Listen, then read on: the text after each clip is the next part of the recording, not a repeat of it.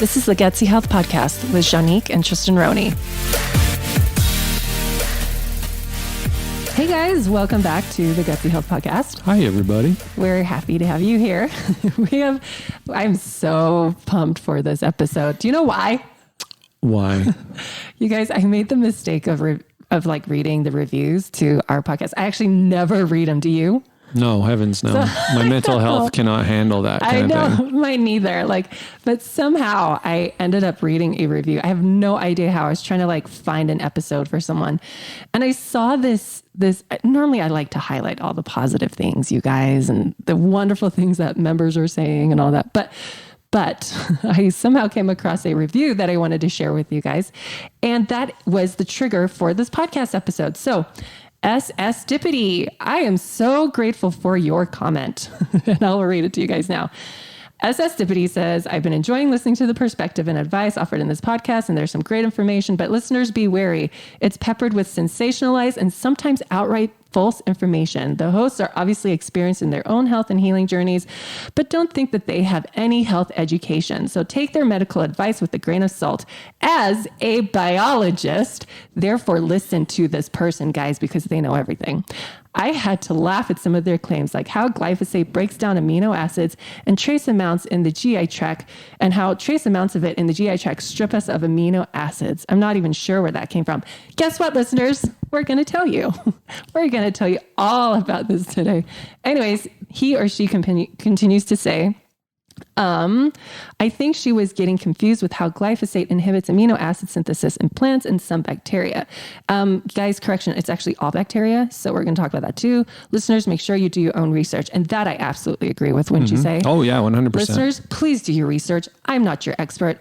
Miss or Mr. SS Dippity is not your expert just because they are a biologist. Yeah, whatever that means. Whatever that means. So anyone who flaunts their degrees at you and says, listen to me because I'm smarter than you, you should be wary of them, okay? Because you are smart enough to do your own research and be your own health advocate, okay? On that note, before we really jump into this, I wanted to get on the soapbox for a second. Go ahead. Because we have a platform here. And where we have a platform, we have a responsibility to use our platform to make the world a better place. We try to do that by helping you all learn more about health and how to be healthier. But I think that there's also another piece of this that we need to acknowledge right now, which is kind of what's going on in the world around us. And tell us more. Well, there's a protest happening. I know. And in this protest, there's a lot of emotion that goes into it. And a lot of debate about the relative merits of the protesting, right? About Black Lives Matters. Yeah. But I think it's really important for us to acknowledge something that applies to all of us, regardless of the color of our skin or our political background. Absolutely. And that's that we are all fighting very similar battles. For some reason, I can't catch my breath. Okay.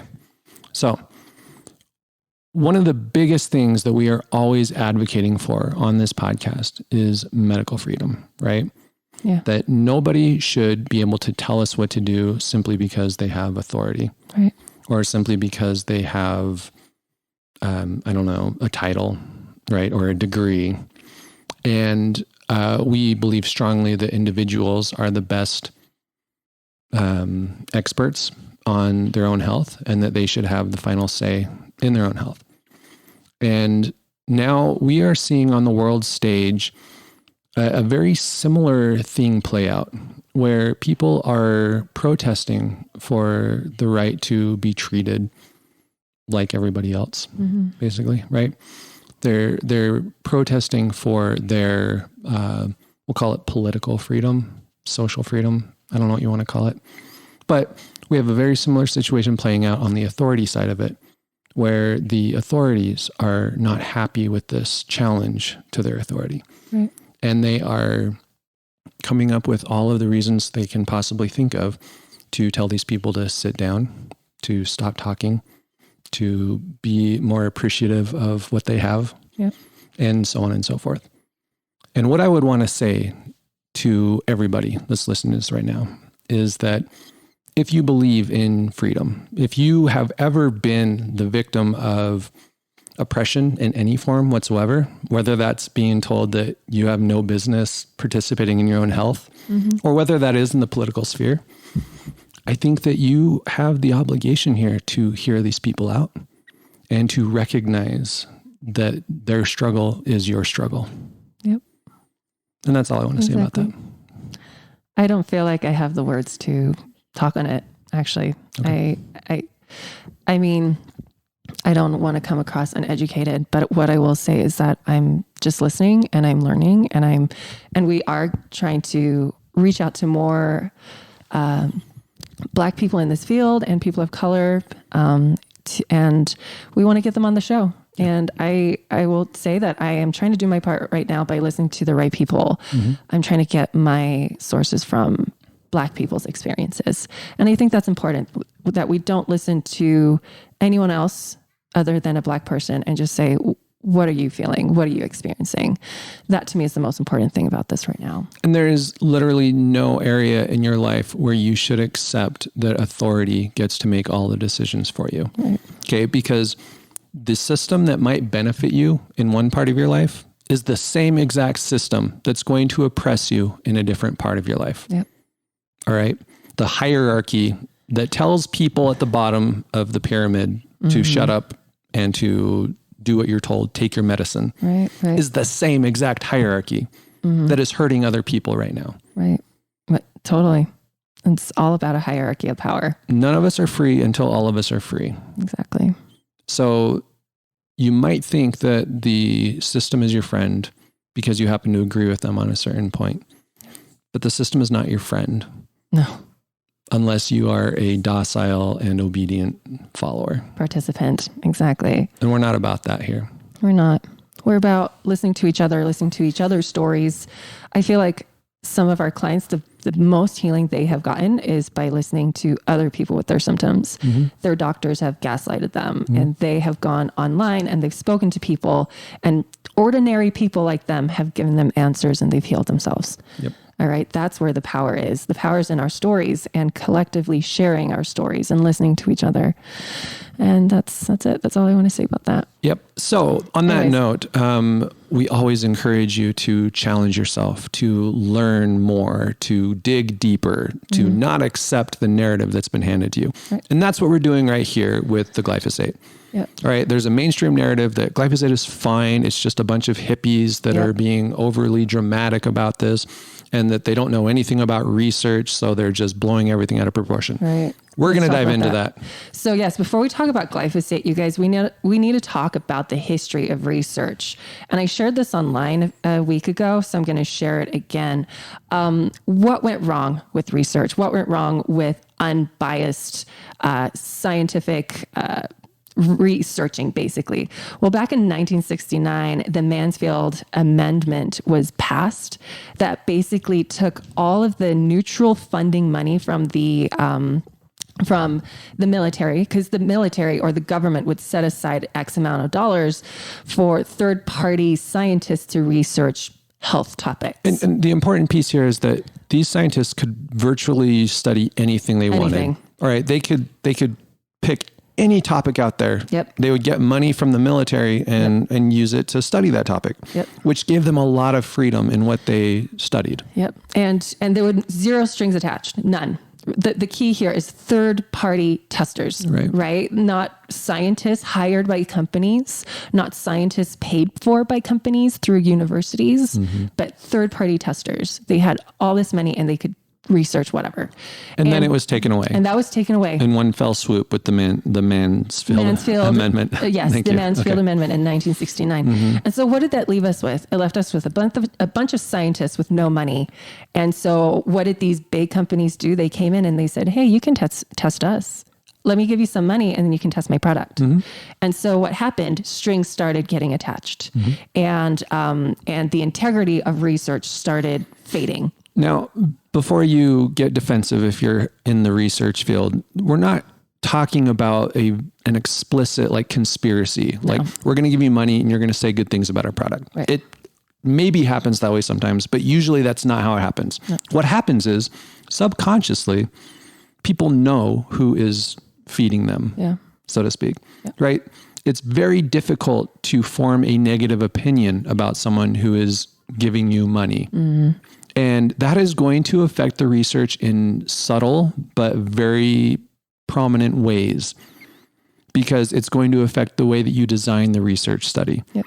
It's going to affect the types of variables that you take into account when you're doing the study. Right. And in the end, it's going to affect the general flavor of the report that you give. Right. Because we know the research shows on the research that when you are being paid to study something, you are far more likely to come to a conclusion that is positive in favor of the people paying you. Yep, exactly. So again, and if you guys have heard me talk about this before, I've shared with you how these lobbying agencies, the ones that are paid for by like McDonald's and Coca-Cola, they have obviously, they find their own researchers. And what they did was they said, don't look here. Like sugar is not your enemy, because these are mass producers of like processed foods and high fructose corn syrup, right?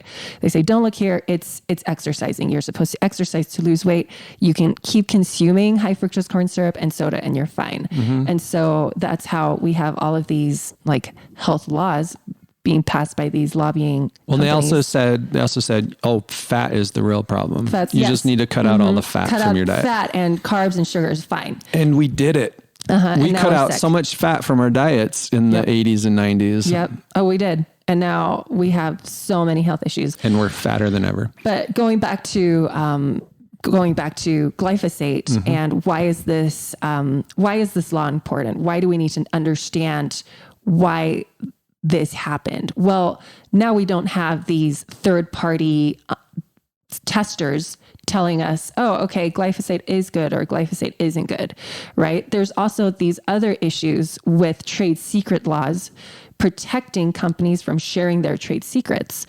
So we have an issue studying each individual component of these ingredients in glyphosate. Like Roundup, right? So Roundup's going to contain a whole bunch of different things in it. Glyphosate obviously is in there. But because Roundup is a product of theirs and they have trade secrets, they're not required to basically give you the recipe for the Roundup. Well, and there's also adjuvants in Roundup that are called POEA and AMPA.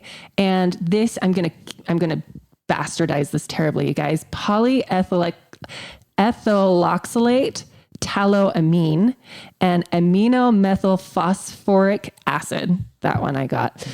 They are major metabolites of glyphosate, and yet we have no idea how much of it is in the ingredients, and so we can't measure it because of the environment and because of all of these protected trade secrets that the manufacturers are protected with. So how do we know how instrumental these things are when we can't study them efficiently? Therefore, there are flaws in research. So there's flaws in both sides. The company that holds the trade secrets that pay for their own scientists to study it, and then outsiders trying to study it, but they can't study it properly because they don't know the exact ratios of the ingredients in there. Right. But in spite of that, we actually do have some research on it that is worth talking about. Right. Well, and we also have like the health history of millions of Americans who are struggling with their health issues. Again, correlation doesn't equal causation, but we are seeing tons and tons and tons of correlations here, guys. So let's get into it. What was this commenter saying about, amino acids not being stripped away? So he is right, or she is right in the sense that there is something called the shikimate pathway. And the shikimate pathway is only found in plant cells and bacteria and archaea and parasites. So not found in animal cells. Right. And so they basically, it's like a 7 or 8 step pathway that tears down or dysregulates amino acid synthesis. And so, yes, human cells, the individual cells, do not have a shikimate pathway. But guess what does? Our gut biome. Our gut biome is composed of archaea and bacteria and yeast and viruses and all of these things, right? We known as the gut biome, right? And for every one human cell that you have 10 bacteria. All right. So we have hundreds of billions of bacteria in our gut that we only know 2% about. All right. Let your head wrap around that for a second. All right.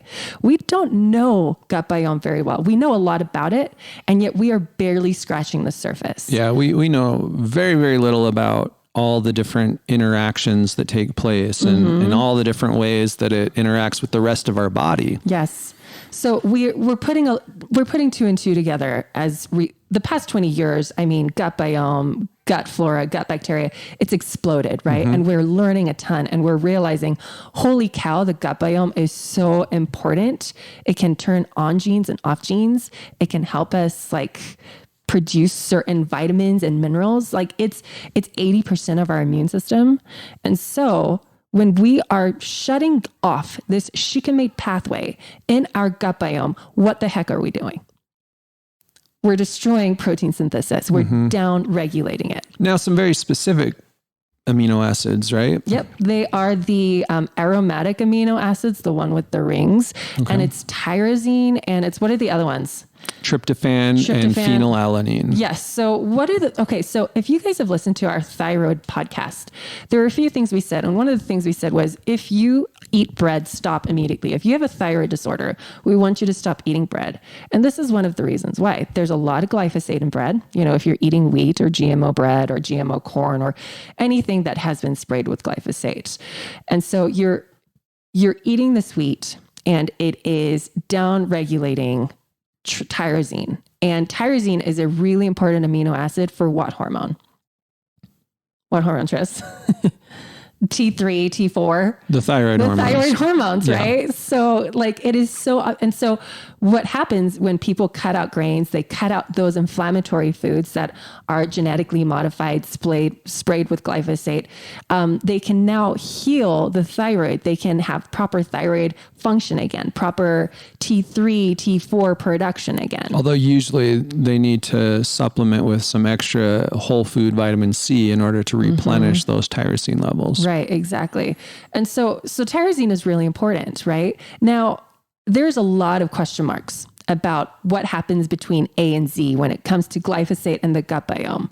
But what we are seeing is this increased mass amount of thyroid dysfunction in autoimmune diseases, in skin dysfunction, in eczema. I said, well, that's skin dysfunction, right? Cancers, all right? There is a ton. Our allergies have tripled since the 90s in children.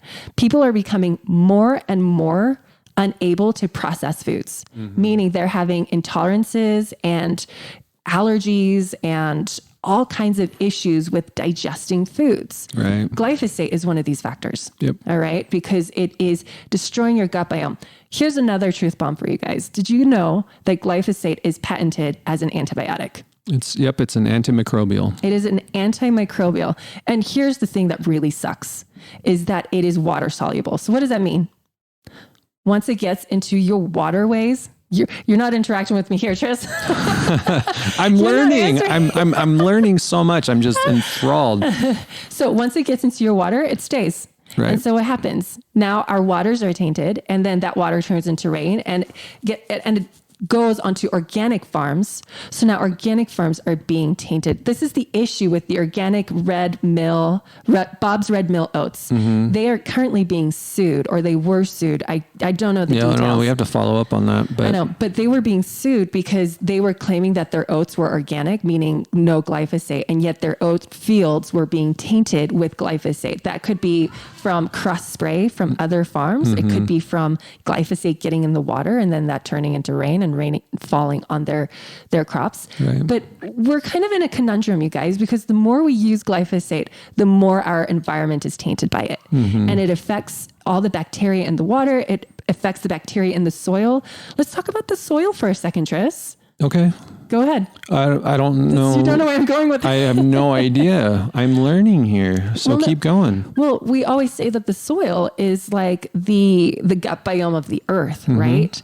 And the more diverse it is in bacteria, the healthier it is. The healthier, the better plants we grow, the more micronutrients we get. And what do? We spray our fields with glyphosate. We use it as a desiccant before harvest, you guys. And that gets into our soil. And now the microbial balance is unbalanced in our soil. Now we're getting tons of depletion. We're getting tons of dysbiosis in the soil.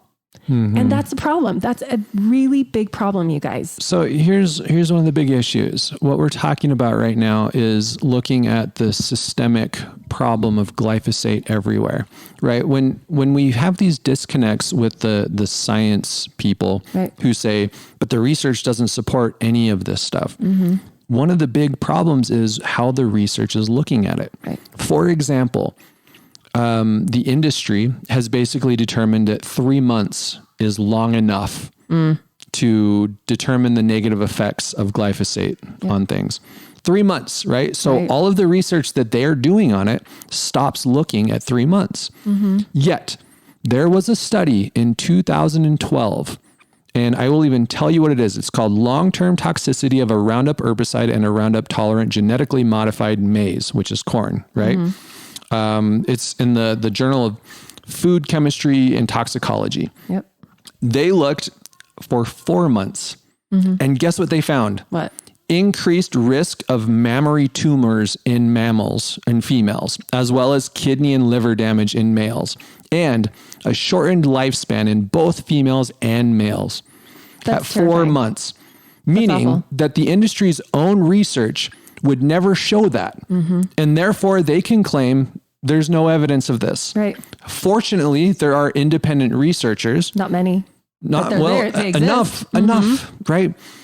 And they were able to see, oh, maybe there's more to it than this. And we're going to hear this over and over and over again, which is the poison makes the dose. Yes, glyphosate is poisonous in really high doses, but the average person is hardly ever getting blah, blah, blah, blah, blah, hardly at all, right? So we don't have to worry about it. Not true. Not true. There's a study. When was this one done?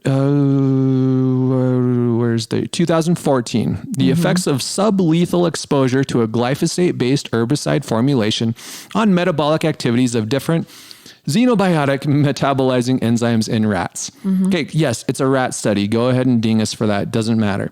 But what they found, I'm not even going to go over the results of this because it's a foreign language. But the fact is that even at low doses of this stuff, it was causing metabolic changes inside of these animals. That's a big problem, you guys.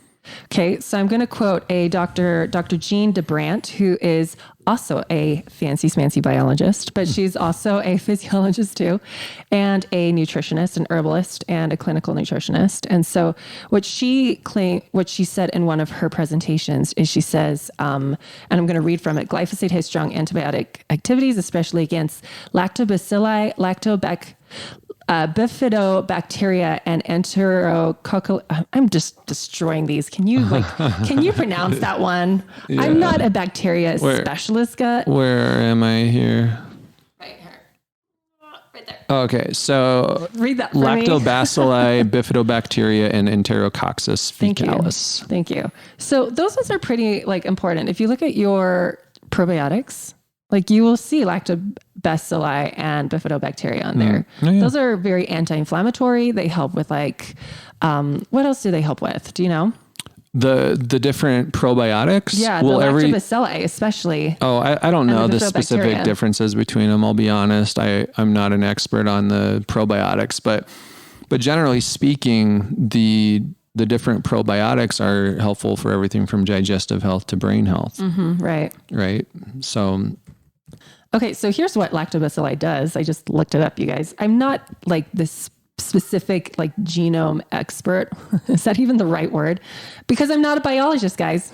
But it does say here on the interwebs that lactobacilli is the most common probiotic found in foods such as yogurt. It helps to maintain human well-being. It helps to maintain human well-being, as well as it can help treat diarrhea, vaginal infections, skin disorders such as eczema.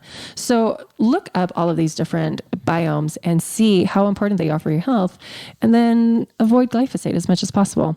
Tristan, you wanted to talk about cytochrome P450 and so you may, if you have like a really incredible memory, or you just recently listened to our episode on CBD, you may remember us talking about cytochrome P450, right? Because that is how your liver breaks down CBD, cannabis, THC, all that stuff. As well as medications. As well as a whole lot of other things. Tons in fact, of stuff. It's basically how your liver helps to break down all what they call xenobiotics, right? It's a detoxification process.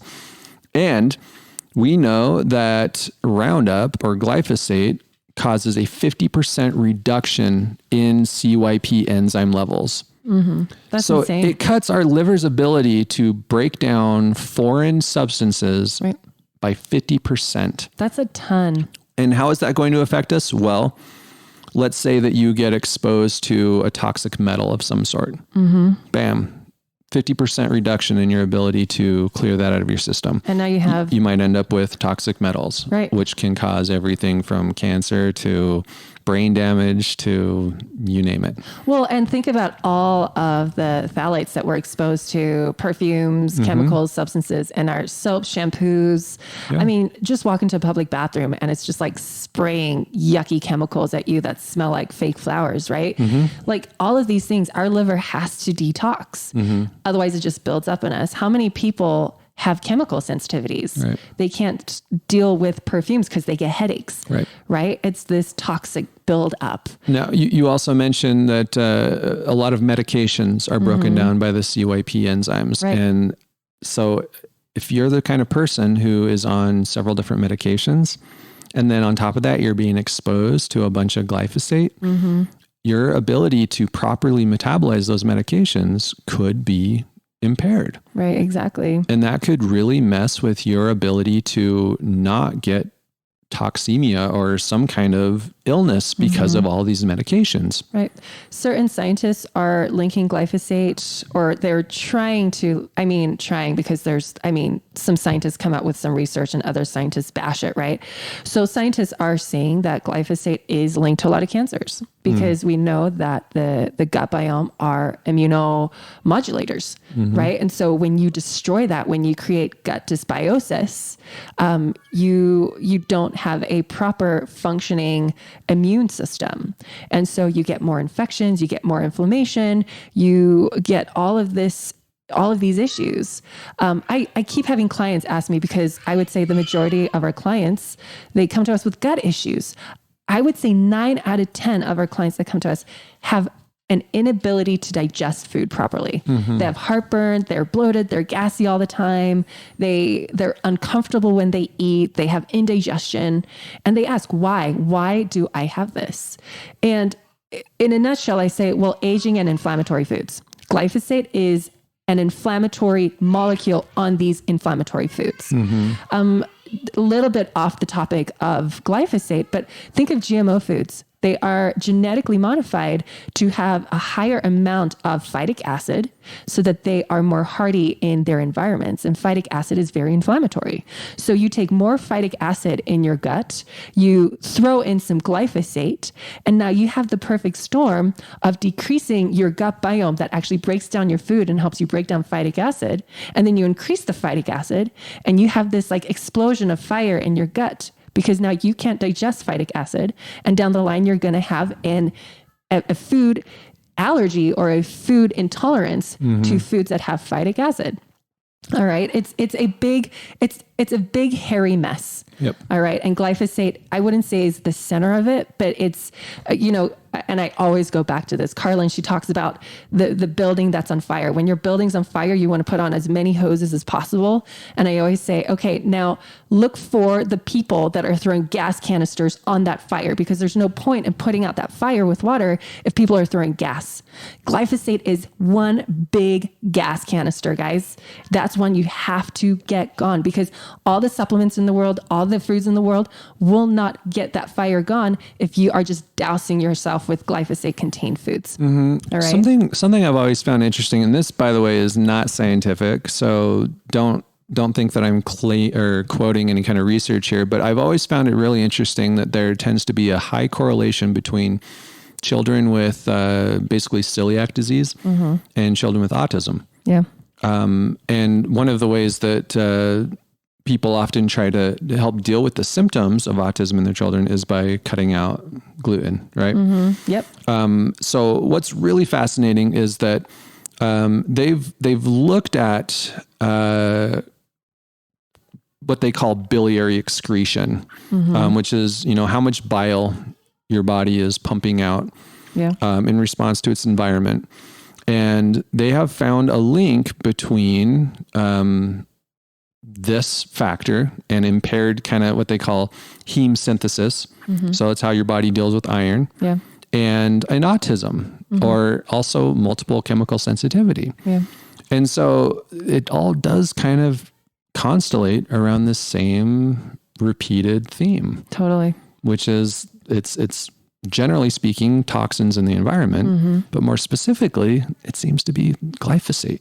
It always comes back to this. And that's why it's like when people are making their gardens, it's so important to get like organic soils, right? This is why we have to demand better from our food environments. And that's why, we do push for organics, right? There is the clean 15 and the dirty dozen, right? But this is why a lot of people do resort to having to buy organics all the time. So let's go back to that in a minute. But before we jump into that, there's one last thing I want to really talk about with glyphosate, and that's the connection with manganese.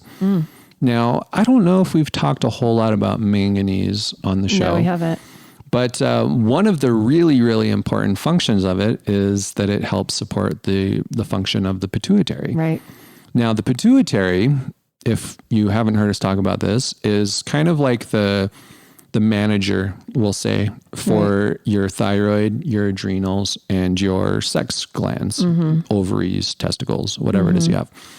And if the pituitary is not functioning properly, then you either get too much or not enough signaling to these different sex hormone glands or thyroid glands or adrenals, and they cannot perform effectively. Right.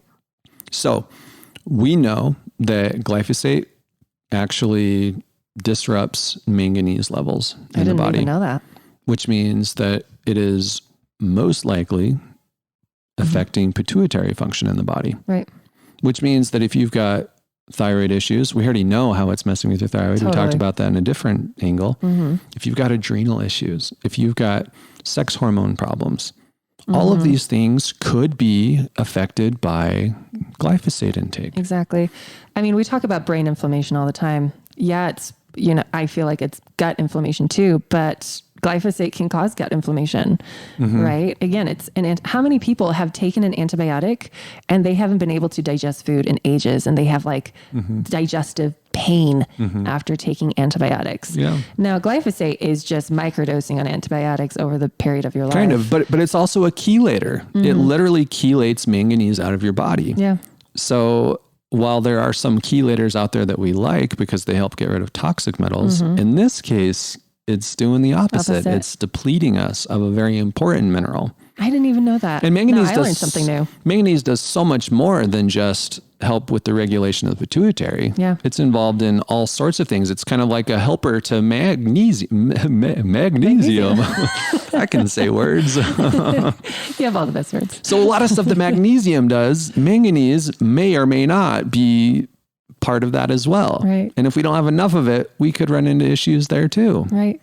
Well, what makes me cringe too is when you think of babies' first foods, what's the first thing that comes to your mind?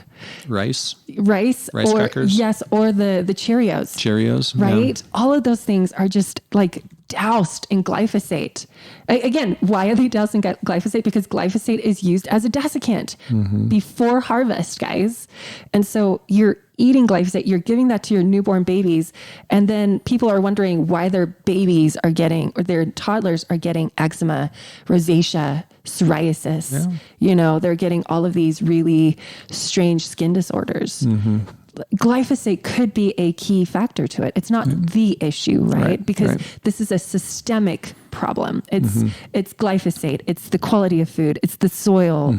It's the GMOs, right? It's not just glyphosate. It's all of the gas canisters that are being thrown all together at the same time. Right. So if we look at glyphosate as one of the gas canisters, but potentially a very big one. important one, especially if you are just steeped in it, like let's say you live in an agricultural area where it's being sprayed constantly and you're eating conventional produce where it's just, covered in glyphosate, then that could be a major gas canister that could be related to all sorts of things. We've talked about a lot of them, but also maybe ADHD, Alzheimer's disease, autism, birth defects, brain cancer, breast cancer, all sorts of cancer, celiac disease, kidney disease, colitis. Shall I go on? Keep going. Depression, diabetes, heart disease, hypothyroidism. Now, I'm going to stop there. But just know that there's an unlimited number of ways that this could be connected to health issues. And we are not saying that if you just cut out glyphosate, that suddenly all of your health issues are going to disappear. What we are saying though, is that if you have health issues and you are being exposed to moderate to high levels of glyphosate, maybe even low levels of glyphosate, this would be one of the first areas that I would look to try to improve things.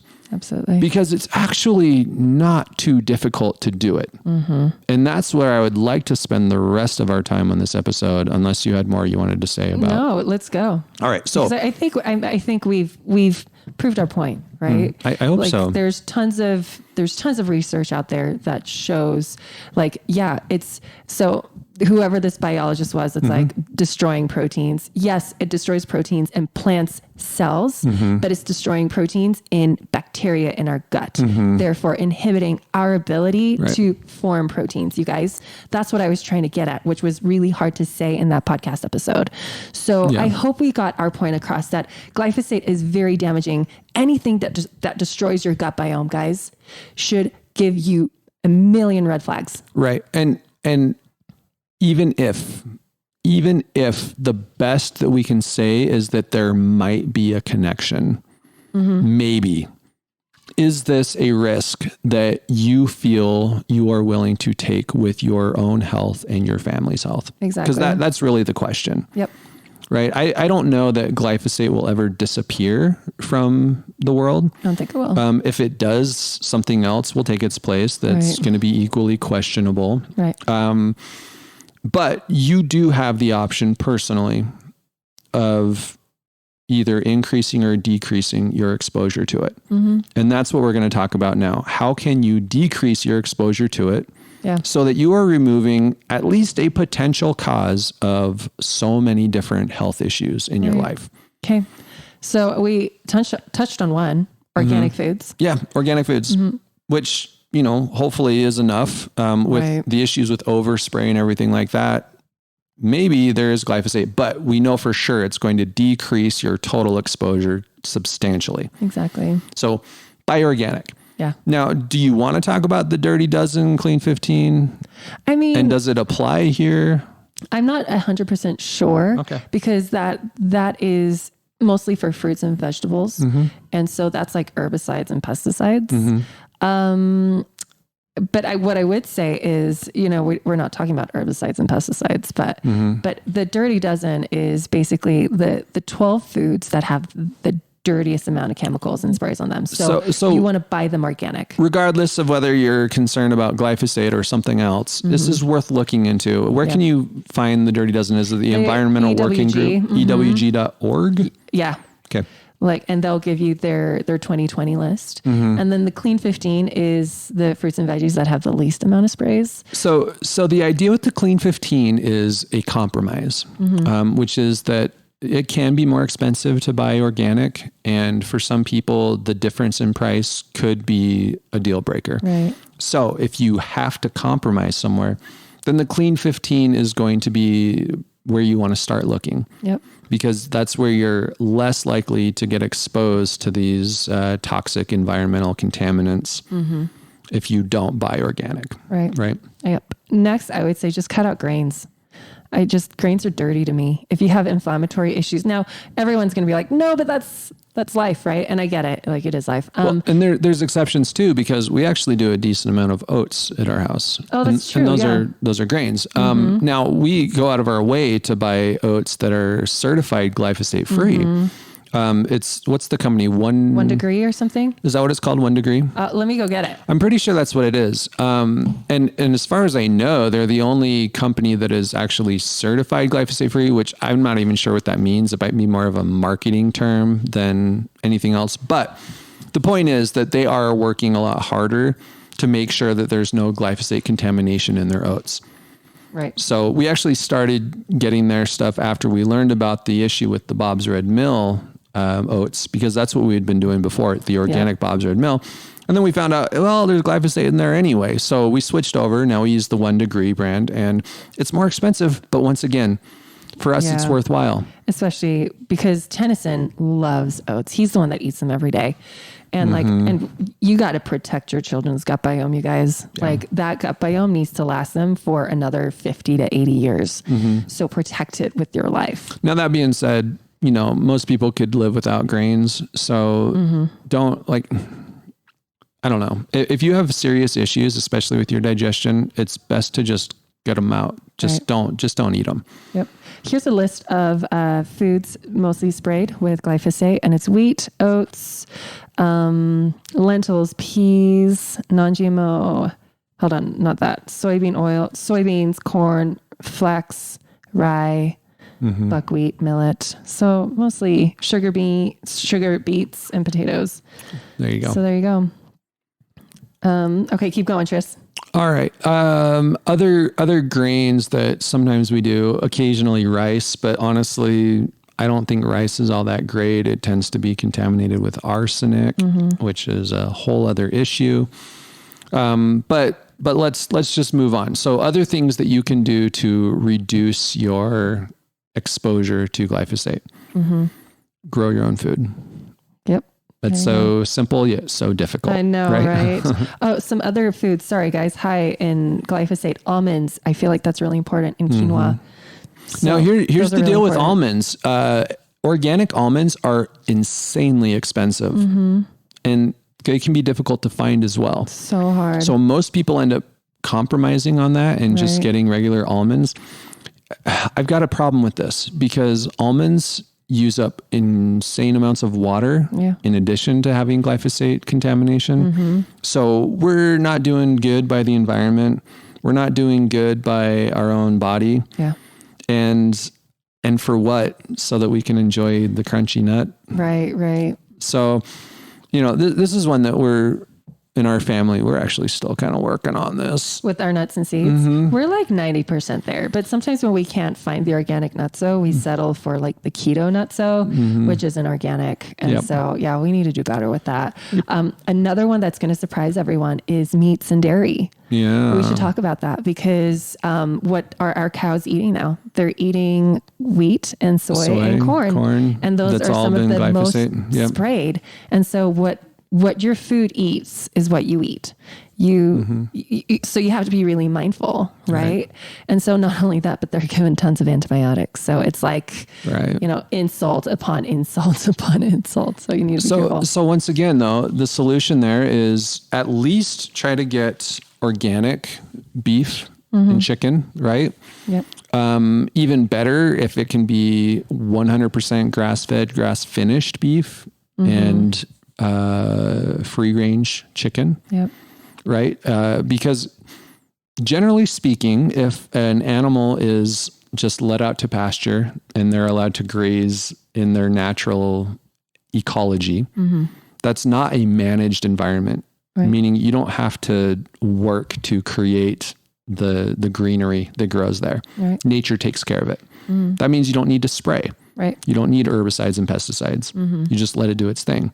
We're actually, I'm super, super excited about this. It's going to be about a month, but we've got a guest coming on the show who is an expert in how to use the natural ecology in farming practices and agricultural practices to not only provide us with delicious food, but also to make the world better, to reverse some of the negative climate issues that we've caused. Yep.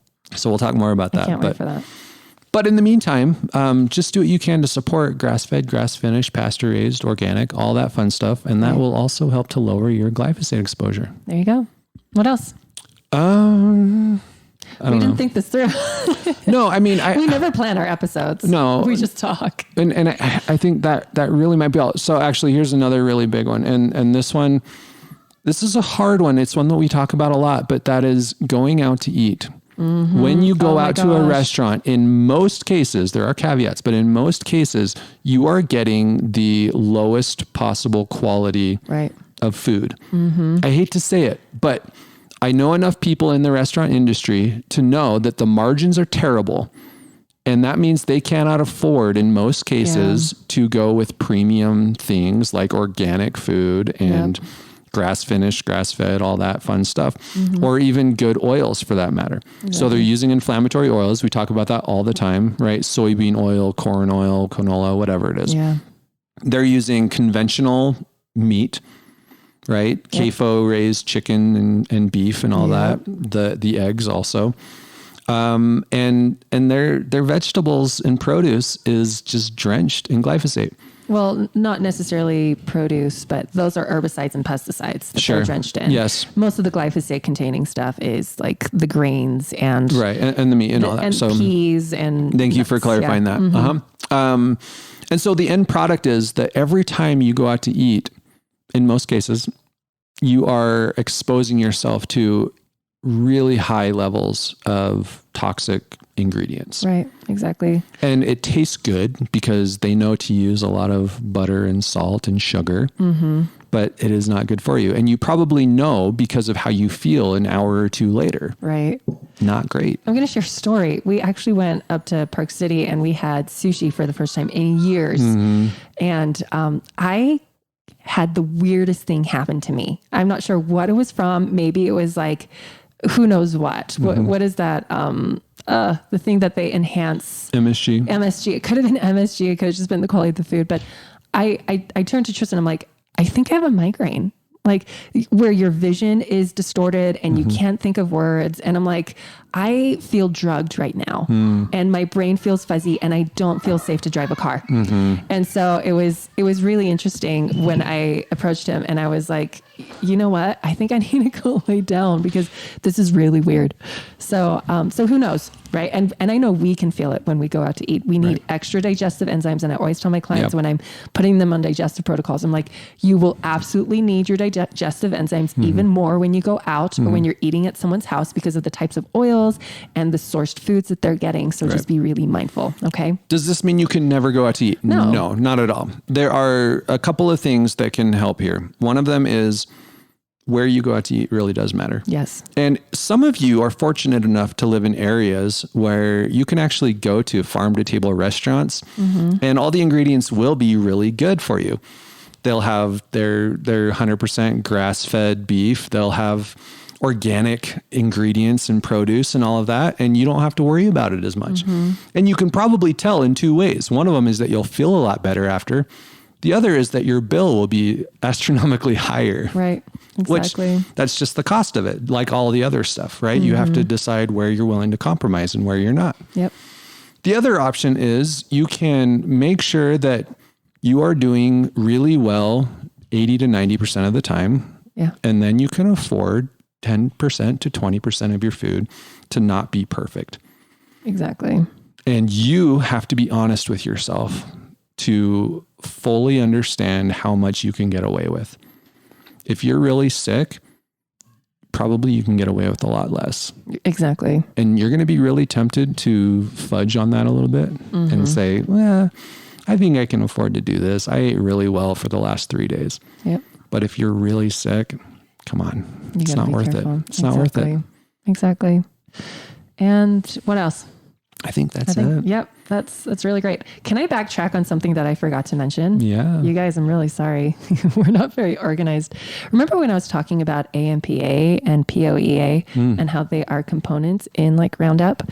And we have no idea like what, like to what extent? Well, according to according to Jean DeBrant, she says this as well, that there are alarming findings as far as the toxicities of the AMPA goes and the POEA, because they kill cells in two ways: mitochondrial poisoning and plasma membrane damage. There you go. And so, no, it's not the glyphosate, but it's the other components as well in your Roundup that are causing damage. And if you know how important mitochondrial function is, that can make or break you, basically. And how many people have energy issues? How many people have chronic fatigue syndrome? Maybe, I don't know, that like we're still learning a lot about mitochondrial dysfunction. But we are realizing that if you have sick mitochondria, you have a sick person. You have disease, you have deficiencies, dysfunction. You're not a happy camper when your mitochondria are not functioning properly. Let's talk about plasma membranes for a second. The plasma membrane is the covering of every single cell in your body. Yep. All right. You destroy that, you are basically creating inflammation everywhere. You're compromising your cells, you know, and that could be liver cells, that could be skin cells, that could be any kind of cell. So we want to be really mindful, right? This isn't just a debate about glyphosate. This isn't just a debate about the shikimate pathway, right? That only targets plant cells. It's much more than that. They want to make it so simple, right? And say, no, don't worry. You are unharmed by this. Look the other way. But when you go deeper and deeper and deeper, it's kind of like the iceberg in the ocean. You know, you just see the little tip at the top, but look at the iceberg underneath the surface. It's ginormous. And there are so many things happening underneath there. So keep looking, keep researching, you guys. And again, like, don't take it from us. Do more research. Yeah. Talk to more people in this realm. One person I love is Zach Bush. Yeah. He talks about this stuff all the time. Follow him online. See what he has to say. He's like a triple certified, like, doctor and all the things. He came up with like chemotherapies. He's now talking about gut biome and the integrity of the soil. He's a doctor. Go listen to what he has to say. All right. There are a lot of really smart people in this realm that are saying the things that we are saying. Go to them, learn from them as well. Okay. If you're fairly good at reading research literature, you can also go to scholar.google.com and actually look this stuff up yourself. Yeah. Or you can go to duckduckgo.com and search for information on it. And they'll give you some of the unbiased information that's out there. Exactly. But the data's out there. All right.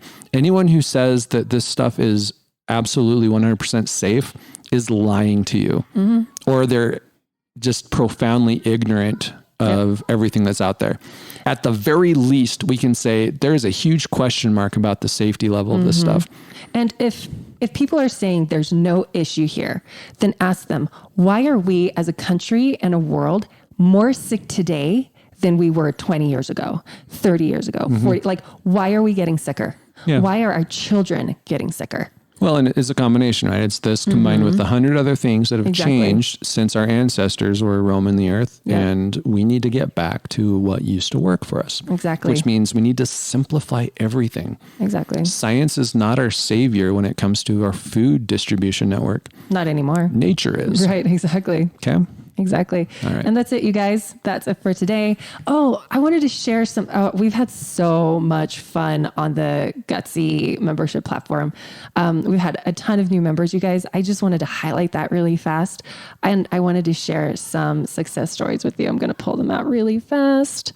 Let me see. Oh, okay. So Ashley in our group, she just mentioned, there's just been so many success stories, you guys. And a lot of frustration too, because again, changing your lifestyle is hard. All right. And sometimes you need a support network. You need someone to go to and ask questions, and people come and they answer for you, because, 10 heads is better than one, right? Like, absolutely. And everyone is becoming an expert in their health. And so why not reach out to other experts, right? And because that's what you are. You have to be an expert. Anyways, Ashley said, just finished my grocery shopping for this week's meal plan and was shocked at how much money I saved on groceries. I have a family of 5 with my oldest child being 7, so I plan on doubling the recipes, but still so much money saved. I can't wait to try the recipes, and my kids are so excited to make and try the desserts, because you guys, like, life is not fun without dessert. Now, that being said though, we've also had people who say, gosh dang it, I had to completely eliminate everything in my pantry and start over. Yes. And it's been expensive to have to rebuy all these ingredients. So it's not always perfect that way. There's a certain level of adjustment that goes into making these big changes. But that's the whole point of the membership. Exactly. To make it as seamless and as painless as possible. Now, if you are not in the membership, I want to talk to that really fast, because here's a great way to solve that issue. You don't have to throw out everything in your pantry. Okay, guys, you can use it up and then replace it. Right. Now with the membership, we do give them a list of items that they can replace it with, but you don't have to do it overnight. All right. You can do it nice and slow. It's just getting there. Remember the 80-20 rule, which is that you can get 80% of the benefits by doing 20% of the work. And that means if you pick the right 20% to start with, you're going to make huge strides without being perfect. Yes, exactly. One more thing I want to mention. There have been so many members that have been talking about how their kids are enjoying the meal plans. Their husbands are enjoying their meal plans. Those are the real victories. When the husbands are happy with the meals, that's when we're thrilled, because they're usually the pickiest eaters in the family. Really, truly. So, and we're going to, oh my gosh, you're going to have to correct us on how we pronounce your name, but Valadez? Valadez. She's Valadez. Days. Oh my gosh. Sorry. The accents on the des. Valadez. Please don't hate me. Can we still be friends? Valadez. Did I say that wrong still? I don't know. Okay. So she posted like videos of her kids like eating their food and like licking their plates, and it was so cute. And she said, we literally licked our fingers. I never knew fish could taste so good. My husband and I can't stop talking about how this was one of the best decisions we have made. Thank you so much. I have such peace of mind knowing all of our meals are set, take minimal work, healthy for us, and delicious. And tons of people are also commenting on how easy it is. Like it's minimal work. You guys, I remember back in the day when we were in Texas and you were going through all of your stuff, like I was 20 something plus weeks pregnant and I was in the kitchen all day long. Do you remember those days? Oh, yeah. I'd make something, I'd clean up the kitchen, I'd sit for 10 minutes, and then I'd get up and like make lunch and then just repeat that until it was bedtime. And I was exhausted. And so it has been so awesome to see that people are saying, I'm not in the kitchen all day. This is really easy. Like, and it can be, you guys, like you don't have to go through the mental fatigue that a lot of people had to when they were starting out, because again, you're recreating your baseline, right? So when you're trying to make healthier choices, it's going to be hard. It's going to be overwhelming. And you can take a lot of that mental burden off by joining the membership if you want. Okay. Yep. So it is there for you guys. If you want to join, you get so much great information, live Q&As. The community is just so awesome too. And so for you members that are listening, we freaking love you guys. We talk about you guys all the time and you are so amazing. And if you're a member and you're not in the Facebook group, you should get into the Facebook group, because there's some really great conversation going on there. People are really showing up for each other. Absolutely. It's been so awesome. You guys, thank you for listening. Thank you for advocating for yourselves. If you want to join the membership, go to mygutsyhealth.com/membership. There you go. And you guys always keep getting woke about your health. Keep getting woke about the industry. You know, don't let the educated intimidate you out of this space. Nah. Because you are you are entitled to be in this space, because this space is all about you and your health and your wellness and everything that goes into your body. That's important. Okay. So don't let smart people make you not feel smart, I guess, in like the worst way possible. Thanks for listening, you guys. We love you. Until next week. Bye. Bye.